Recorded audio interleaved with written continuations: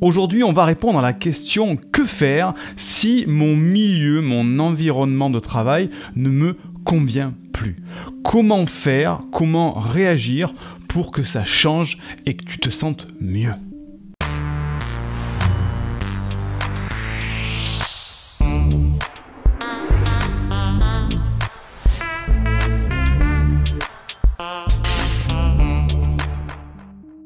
Je te souhaite la bienvenue si tu me découvres par l'intermédiaire de cette vidéo. Je suis Siegfried C, je suis neurothérapeute et j'accompagne les personnes à haut potentiel intellectuel ou émotionnel à canaliser leur surefficience pour s'épanouir et créer un monde meilleur. Avant de commencer, tu sais qu'en description de cette vidéo ou de ce podcast, dessous, tu as un lien pour récupérer ta formation offerte dans le cadre de cette campagne de sensibilisation au haut potentiel. Cette formation s'appelle « Canalise tes pensées envahissantes et le mode d'emploi d'Adouance ». Donc, c'est à toi d'aller la récupérer. Revenons sur le sujet d'aujourd'hui. Que faire si ton milieu de travail ne te convient plus?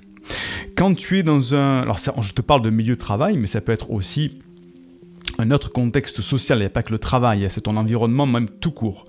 Quand tu arrives à un moment où tu as une sorte de perte de sens dans ce que tu fais et ce que tu vis, que tu as l'impression de faire toujours la même chose. Ça a l'air d'être répétitif, monotone, et ça a l'impression que ça te pèse sur les épaules. Et tu peux même en arriver parfois à perdre du sens, à être dans la monotonie et à te plaindre. Là, c'est un troisième symptôme. Donc, tu as trois symptômes quand ça va pas dans un contexte social. Le premier, c'est la perte de sens. Je sais plus pourquoi je fais ça. Le deuxième, c'est je fais toujours les mêmes choses, mais je me sens pas bien. Et la troisième, c'est je commence à me plaindre. Oui, mais je suis pas bien, je me sens pas bien, puis j'aime pas ça, puis etc., etc. Donc là, il y a plusieurs solutions. Et on va voir ça ensemble. Première solution, c'est de s'écouter. Faut retourner à une écoute de soi-même. Donc s'écouter intérieurement. Et ça, c'est important de s'écouter intérieurement parce que c'est là que se situe la véritable réponse. Donc en fait, ça veut dire quoi? Ça veut dire qu'il faut refaire du lien avec quoi? Avec soi-même. Il faut refaire du lien avec soi-même. Ça, c'est la première des solutions. S'écouter intérieurement, refaire du lien avec ses sensations, avec ses émotions pour dire mais qu'est-ce que je ressens, qu'est-ce que je veux vraiment. Et là, il faut se poser, donc deuxième solution, solution numéro 2, c'est se poser les bonnes questions. Et oui, les bonnes questions, parce qu'en général, on ne se pose pas les bonnes questions. Et la bonne question à se poser, c'est quoi? C'est de quoi? Enfin, c'est une question au niveau du manque. C'est quoi qui me manque le plus? C'est quoi qui me manque le plus? C'est quoi dans cette reconnexion intérieure avec moi-même? C'est quoi qui me manque intérieurement, au niveau émotionnel, au niveau des envies, au niveau des sensations? Qu'est-ce qui me manque? Est-ce qu'il me manque de la reconnaissance? Est-ce qu'il me manque de l'amour? Est-ce qu'il me manque du relâchement, de la zénitude? Et qu'est-ce qui me manque vraiment? Et c'est là qu'il faut se poser la bonne question. Troisième solution que tu as par rapport à ça, solution numéro 3, c'est qu'est-ce que tu dois changer? En gros, c'est de te dire, je change quoi? Qu'est-ce que je dois changer dans mon environnement? Et là, c'est bien une question qu'il faut regarder de plus près, c'est dans ton environnement. Qu'est-ce que je dois changer dans mon environnement pour justement retrouver ce besoin d'amour, retrouver ce besoin de calme, retrouver ce besoin comment on appelle ça, d'être nourri de l'intérieur, retrouver, voilà. Première solution, s'écouter intérieurement. Deuxième solution, se poser la bonne question, je manque de quoi en s'écoutant intérieurement? Et troisièmement, par rapport à ça, je change quoi? Mais attention, attention, petite mise en garde. Donc on va faire une mise en garde ici, importante. Mise en garde. La mise en garde, c'est, il faut faire attention au fantasme. On a tendance à fantasmer, je vais le marquer là, fantasme, à fantasmer le changement. Qu'est-ce que ça veut dire, fantaser le changement? Ça veut dire eh bien, que le jardin d'à côté est toujours plus vert, l'assiette du voisin est toujours meilleure. Et c'est se dire, voilà, ça serait mieux si plus tard, ça va être mieux si je changeais de collègue, ça va être mieux si je changeais de patron, ça va être mieux si je changeais d'endroit, ça va être mieux si je changeais d'époque, ça va être mieux si... Et là, on rentre dans le fantasme du changement, de se dire, ça serait mieux s'il y avait ce changement-là. Alors que la grande idée, et c'est là où je veux en venir, la grande idée, je vais le marquer là, et on va le marquer en rouge, là, non, peut-être en blanc, ça sera un petit peu mieux. La grande idée, c'est quoi dans tout ça? La grande idée, c'est que c'est mieux d'évoluer avec ton environnement que de tout changer. C'est mieux d'évoluer avec ton environnement que de tout changer. Et ça, c'est la grande idée, ça c'est le plus important de comprendre ça, c'est de se dire, ok, est-ce qu'il vaut mieux que je change tout ou est-ce qu'il vaut mieux que j'évolue avec mon environnement? Et donc ça veut dire quoi? Ça veut dire qu'en fait, il faut changer ton rapport à la situation. Et c'est ça le plus important dont je veux en venir, c'est changer ton rapport à la situation. Donc ça veut dire quoi que ça? Changer ton rapport à la situation. Ça veut dire changer ton regard sur ce qui se passe, changer ta perception, changer ton angle de point de vue sur ce qui se passe. Pourquoi? Parce que à long terme, ça va te rapporter beaucoup plus que de tout changer. Si aujourd'hui ça va pas bien, que tu dis ok, ça va pas bien dans mon travail, ça va peut-être pas bien dans mon foyer, dans mon couple, ça va peut-être pas bien avec mes amis, ok, je change tout, allez, je change tout, si j'avais de nouveaux amis, si j'avais un nouveau partenaire, si j'avais un nouveau boulot, si je change tout, alors qu'en fait, le problème ne vient pas peut-être de l'extérieur, il vient peut-être de l'intérieur, de ta perception par rapport à la situation.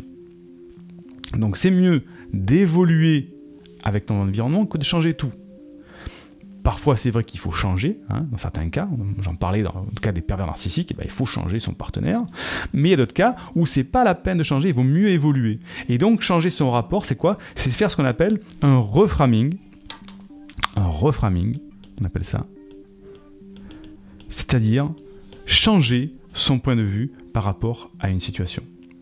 Et ne plus regarder un objet sous un seul angle et dire « Oh là, j'ai envie de changer cet objet, c'est pas le bon angle, il me plaît pas tout ça. » Alors qu'en fait, si on décale un petit peu sa vue comme ça, on dit « Ah ouais, mais c'est vrai que sous cet angle-là, c'est pas du tout la même chose. » Et c'est exactement la même chose pour une situation dans ton travail. Tu dis « Ouais, voilà, il est toujours en train de m'embêter, ce collègue de travail, ou mon patron, c'est un salaud, tout ça. Ok, qu'est-ce que moi, je peux changer pour reframer, changer l'angle de point de vue sur ce que j'ai. Ok, mon patron, je dis que c'est un salaud. Pourquoi je dis que c'est un salaud? De quoi est-ce que j'ai besoin intérieurement? J'ai besoin qu'il me reconnaisse, qu'il reconnaisse mon travail. J'ai besoin que de temps en temps, il me félicite. S'il pouvait un petit peu moins me casser les pieds, il est toujours en train de chercher la bête noire. Pourquoi est-ce qu'il cherche la bête noire? Qu'est-ce que je peux mettre en place pour qu'il évite de chercher cette bête noire à chaque fois dans mon travail? Et à ce moment-là, c'est plus si je change de patron ou je vais changer de patron, c'est qu'est-ce que je peux faire moi demain matin en me réveillant pour que cette situation change et qu'elle évolue. Et que je change mon point de vue en me disant je suis dans une situation qui est figée, je ne peux rien y faire, il faut que je change. En te disant ok, comment je peux influencer cette situation? Déjà en changeant de point de vue. Déjà, il se peut que tu n'aies besoin de rien faire juste en changeant ton point de vue. Te disant ok, l'autre collègue, c'est un casse-couille. Ok, j'évite de lui parler et j'évite de mettre avec lui à côté de la machine à café. Voilà, je l'évite. Voilà. Je ne me cherche plus à me prendre la tête avec lui. Changement de point de vue. Ou alors, tu vas mettre en place des actions qui vont te permettre de changer, justement, la personne ou la relation que tu as avec la personne. Mais ce changement sera, à long terme, toujours plus... te rapportera beaucoup plus que de tout changer, parce que tout changer, ça demande beaucoup d'efforts, beaucoup de courage, beaucoup d'énergie, et parfois, c'est difficile quand déjà, à la base, on se sent pas tellement bien. Donc voilà la grande idée. Que faire si mon milieu de travail ne me convient plus? Eh bien, premièrement, il faut... on va le mettre comme ça, on va le surligner. Je vais te mettre ça comme ça, hop. Et on va faire ça comme ça, voilà. Première chose à faire, eh bien, s'écouter intérieurement, refaire du lien avec soi-même. Deuxième chose, se poser les bonnes questions. C'est-à-dire, c'est quoi qui me manque le plus intérieurement au niveau de mes sensations? Troisièmement, c'est changer quoi? Qu'est-ce que je peux changer dans mon environnement? Qu'est-ce que j'ai besoin de changer pour combler ce manque, ce dont je manque le plus? Et petite mise en garde sur le fantasme. Attention de se dire, si je change de patron, si je change le lieu, si je change l'époque, si je change l'endroit, c'est pas vraiment la bonne solution. La grande idée, c'est d'évoluer avec ton environnement. C'est plus intéressant que de tout changer. Et donc, il faut changer. La grande idée, c'est de changer ton rapport à la situation, faire un reframing et poser une première action dès demain matin. J'espère que cette vidéo t'aura été utile. Mets-moi un like, un dislike, mets un commentaire sur ce nouveau format que je fais avec ce tableau noir, voir si le fait d'avoir un schéma, ça t'aide. D'ailleurs, le schéma est aussi en téléchargement sous la vidéo. Tu as un lien, tu cliques et tu récupéreras le schéma que je viens de faire à main levée pour t'avoir une fiche de récapitulatif. Dis-moi vraiment dans les commentaires si ça te plaît ou pas, ou Siegfried, on comprend rien à ce que tu écris, donc essaie d'écrire un peu mieux. Ou oui, top, super, enfin un document que je vais pouvoir utiliser facilement qui résume tout. Dis-moi-le en commentaire pour savoir si je conserve ce format-là ou si je le change et que je ne remets plus jamais ce tableau noir. Et partage surtout cette vidéo à quelqu'un que ça pourrait aider. Tu sais que ce mouvement des hauts potentiels, je veux qu'il grandisse. On est tous, si toi tu es aidé par ces vidéos, ça veut dire que d'autres hauts potentiels peuvent être aidés par ces vidéos et qu'il ne faut pas les laisser dans leur mal-être. Donc partage cette vidéo à un haut potentiel ou même un bon pensant qui pourrait en avoir besoin par rapport à son environnement et ça va l'aider vraiment à changer sa situation. Je te dis à très vite et à bientôt pour une prochaine vidéo. Indique-moi en description à quelle adresse t'as envoyé la formation offerte qui s'intitule « Canalise tes pensées envahissantes et profite de l'instant présent ». Et surtout, partage cette vidéo à une personne de ton entourage que ça pourrait aider. Et n'oublie pas, comme le disait Einstein, la folie c'est de faire toujours la même chose et de s'attendre à un résultat différent. Si tu veux t'épanouir avec ta douance, c'est le moment d'utiliser le bon mode d'emploi, celui qui fonctionne avec toi, et de changer pour faire de cette terre un monde meilleur.